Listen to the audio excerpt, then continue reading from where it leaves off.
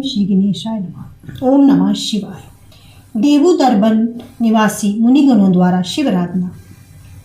संत कुमार जी बोले, हे प्रभु, देवदारू वन के निवासी भगवान शिव के अनुग्रह से किस प्रकार उन महादेव के शरण को प्राप्त हुए, कृपा करके मुझे बताइए। शराधी बोले, स्वयंभू भगवान ब्रह्मा ने देवदारू वन में निवास करने वाले तथा अपनी तपस्या से अग्नितुल्य प्रवाह वाले उन महाभाग मुनियों से कहा।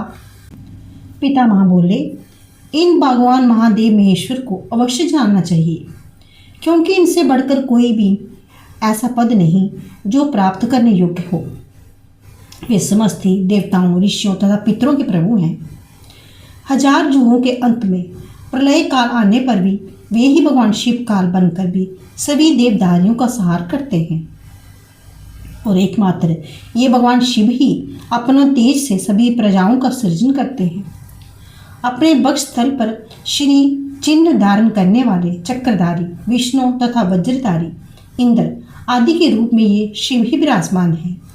ये सतयुग में योगी, त्रेता में यज्ञ स्वरूप, द्वापर में कालिग्नि तथा एवं कलयुग में धूमकेतु नाम से कहे जाते हैं। भगवान रुद्र की ये मूर्तियां हैं जिनका पंडित जन ध्यान करते हैं। 12 से चौकोर, भीतर से अष्टकोण वाले पिंडी का स्थान में वृत्ताकार, दर्शनी तथा शेष लिंगी का विधिगत पूजा करनी चाहिए। तमोगुण रूप अग्नि, रजोगुण ब्रह्मा तथा प्रकाशक सतगुण रूप विष्णु आदि की मूर्तियां एकमात्र नहीं, इन्हीं शिव की मूर्तियां सिद्ध कही जाती हैं। शिव के भीतर समाधि योग से स्थित जो शिव रूप है वही ब्रह्म है। अतएव क्रोध को जीत लेने वाले तथा इंद्रियों को वश में रखने वाले उत्तम विप्रघन विधान के अनुसार सभी लक्षणों से युक्त लिंग बनाकर अविनाशी देवादि देव ईशान एवं सबके स्वामी शिव को आराधना करते हैं। वे लिंग अंगुष्ठ परिणाम के बराबर अत्यंत सुंदर, वृत्ताकार तथा शास्त्र समस्त है। उसका मंडल समान नाभि वाला इष्ट तथा षोडश कोनों वाला पूर्णता गोलाकार तथा दिव्य होना चाहिए। वे सभी मनोरथों को पूर्ण करने वाला होता है। लिंग की विधि वेदिका उसकी दुगनी समान तथा शास्त्र सम्मत हो। गोमुख को उसकी 1/3 एवं समस्त लक्षणों से युक्त जाना चाहिए। हे श्रेष्ठ ब्राह्मणों, उसके चारों ओर के जो के परिणाम के बराबर पटिका होनी चाहिए। वेदिका विस्तार चारों ओर तिगुना, वृत्ताकार, त्रिकोण, चकोर अथवा षटकोण होना चाहिए। सोने का, चांदी का, तांबे का अथवा प्रशान का लिंग बनाना चाहिए। हे द्विजों, इस प्रकार सभी ओर से छिद्र आदि से रहित सुंदर तथा सभी लक्षणों से युक्त लिंगी को विधि पूर्वक प्रतिष्ठित करते उसकी वेदी के मध्य में पूजा लक्षणों से समन्वित स्वर्ण सहित पंचाक्षर मंत्र एवं सदोजात आदि 5 मंत्रों से अभिमंत्रित कलश की स्थापना करनी चाहिए। तत्पश्चात उन्हीं 5 शुभ तथा पवित्र मंत्रों से लिंग का अभिषेक करना चाहिए एवं यथोपलब्ध उपचारों से पूजा करनी चाहिए। ऐसा करने से तुम लोग सिद्ध प्राप्त कर लोगे। हे मुनियों, तुम लोग अपने पुत्रों तथा बंधुओं सहित एकाग्रचित्त होकर महादेव जी का पूजन करो और हाथ जोड़कर शूल मानी की शरण में जाओ। तत्पश्चात तुम लोग असत्य आत्मा वाले लोगों के लिए दुर्लभ दर्शन वाले द्वेष शिव का दर्शन प्राप्त कर सकोगे, जिन्हें देखते ही समस्त अज्ञान तथा अधर्म नष्ट हो जाते हैं। तत्पश्चात अमित तेज वाले ब्रह्मा जी की प्रदक्षिणा करके वे वनवासी मुनि देवदारू वन के लिए प्रस्थित हुए। जैसा ब्रह्मा जी ने कहा था तदनुसार महादेव की आराधना करने लगे।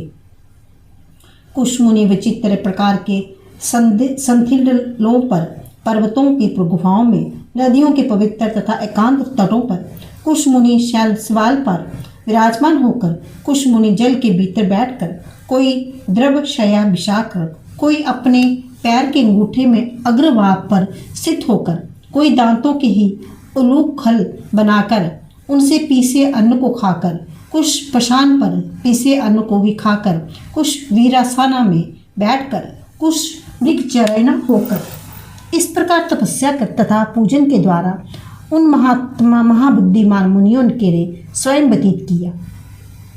इस प्रकार उन मुनियों को तप करते हुए 1 वर्ष को पूर्ण होने पर बसंत ऋतु आने पर परमेश्वर शिव अपनी दया से उन भक्तों पर अनुग्रह करने के निमित्त कृतु यज्ञ में हिमालय के उस पर्वत पर स्थित देवदारू वन में प्रसन्नतापूर्वक आए। उस समय वे बसंत दूली से भूषित शरीर वाले, दिगंबर वेश वाले, विकृत रूप वाले, उन्मुख जलता हुआ काश धारण किए हुए, व्यग्र हस्त वाले तथा रक्त पिंगल नेत्रों वाले थे। वे कभी रौद्र रूप में हंसते थे, कभी विस्मित होकर गाते थे, कभी श्रृंगार नृत्य करते हुए, कभी रोते थे। उस रूप में आश्रम में बार बार भिक्षा मांगते हुए इधर उधर घूमने लगे। इस प्रकार माया रहित चक्कर महादेव जी ने उस वन में आए हुए थे।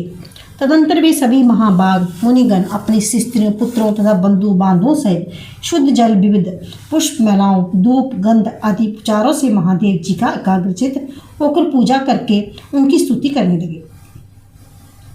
पुनः वे सभी मुनि मधुर वाणी से भगवान शिव से बोले, हे देवादिदेश, हम लोगों के मन में वचन तथा कर्म से जो भी आपकी प्रीति किया है, सब अज्ञानतावश किया है। अतएव आप सभी अपराधों को क्षमा कीजिए।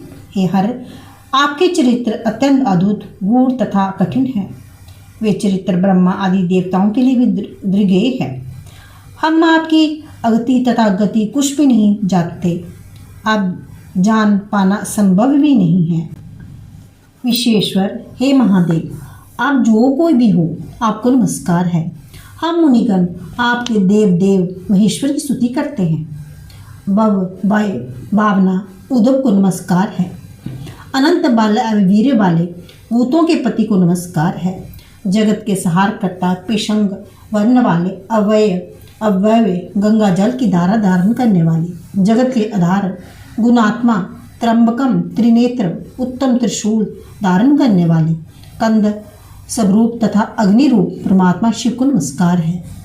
हाथ में दंड तथा पाश धारण करने वाले काल रूप गणों के पति एवं वृषध्वज शंकर को नमस्कार है।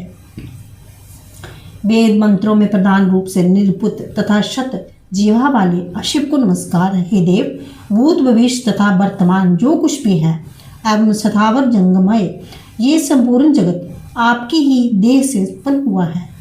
आप ही जगत का पालन तथा सहार करते हैं। अतएव हे भगवान, आपका मंगल हो, आप हम पर प्रसन्न हो। ज्ञान अथवा अज्ञान जो भी कुछ करता है, वे सब स्वयं आप परमेश्वर ही अपने जोग माया से संपन्न करते हैं। इस प्रकार तपस्या से युक्त वे मुनिगण पुलकित अंतरात्मा से शिव को सत्वन करके उनसे जांचना करने लगे। हे भगवान, हम लोगों ने आपके पहले जैसे रूप में देखा था, उसी रूप में आपका दर्शन करना चाहते हैं। तब उनकी स्तुति से प्रसन्न मुनि वाले प्रभु शिव ने अपना त्रिनेत्र रूप दिखाने के लिए उन्हें दिव्य दृष्टि प्रदान की। देवदारू वन में निवास करने वाले उन मुनियों ने उस प्राप्त दिव्य दृष्टि से 3 नेत्र वाले देवादिदेव शिव का दर्शन करके पुनः उनकी स्तुति की। इस प्रकार शिवलिंग महापुराण के अंतर्गत पूर्व भाग में मुनिकृत शिव स्तोत्र वर्णन नामक 31वां अध्याय पूर्ण हुआ।